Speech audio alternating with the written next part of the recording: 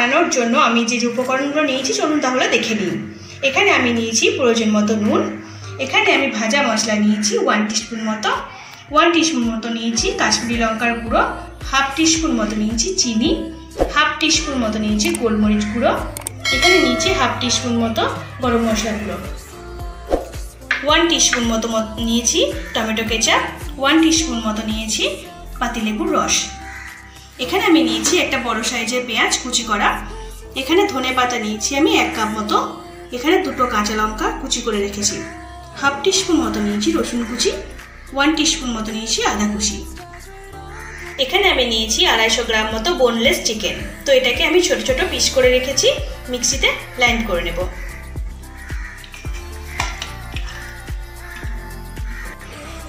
মিক্সিতে আমার ব্লেন্ড করা হয়ে গেছে।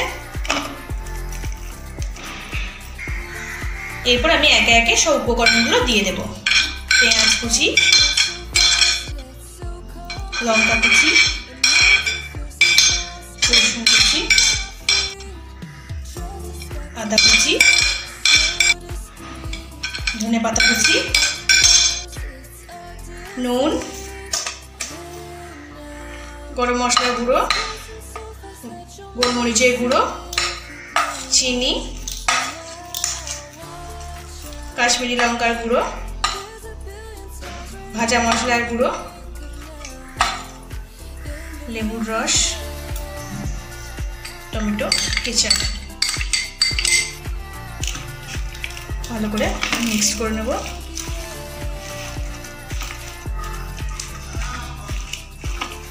মাখানো হয়ে গেছে। এরপর আমি চিকেনটাকে আধ ঘন্টা মতো ম্যারিনেট করে রেখে দেব। আমার আধ ঘন্টা মতো হয়ে গেছে ম্যারিনেশন করে রাখা। এখানে আমি একটা ডিম নিয়েছি, আর একটা জায়গায় আমি নিয়েছি ব্রেড ক্রাম্ব। ডিমটাকে আমি ভালো করে ফেটিয়ে নেব। এরপর আমি চিকেনটা গোল গোল করে ভাগ ভাগ করে রেখে দেব। প্রত্যেকটাই আমার গোল গোল করে রাখা হয়ে গেছে। এরপর আমি হাতে একটু তেল বুলিয়ে নিয়েছি। এরপর লম্বা করে করে পাক দিয়ে নেব। এরপরে আমি ব্রেড ক্রাম্বে দেব।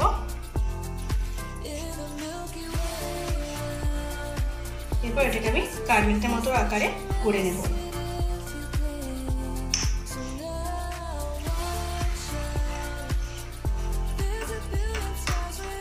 ভালো করে কাটলেটের মতো আকারে তৈরি করে নেব। এরপর একটা খুন্তি নিয়ে কাটলেটটা ভালো করে শেপ নিয়ে নেব।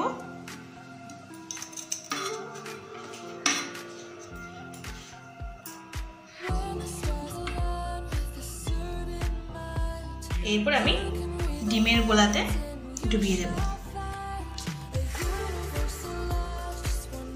এরপর আবার আমি ব্রেড ক্রাম্বে ভালো করে মাখিয়ে নেব। কাটলেটের মতো আকারে আমার তৈরি করা হয়ে গেল। এভাবে আমি প্রত্যেকটাই তৈরি করে নেব। আমার এইভাবে সবকটা তৈরি করা হয়ে গেছে। কাটলেটগুলো ফ্রাই করার জন্য আমি ফ্রাইং প্যানে প্রয়োজন মতো রিফাইন্ড অয়েল গরম করে দিয়েছি। তেলটা আমাদের গরম হয়ে গেছে। এরপর আমি একে একে কাটলেটগুলো ছেড়ে দেব।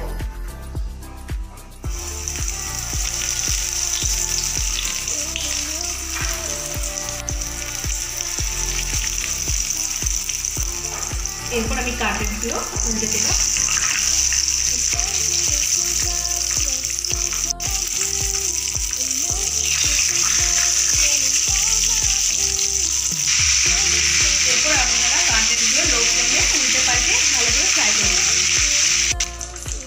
তোমার ফ্রাই হয়ে গেছে। এভাবে আপনারাও বাড়িতে ফাউল কাটলেট বানিয়ে দেখবেন, খুবই টেস্টি লাগে খেতে।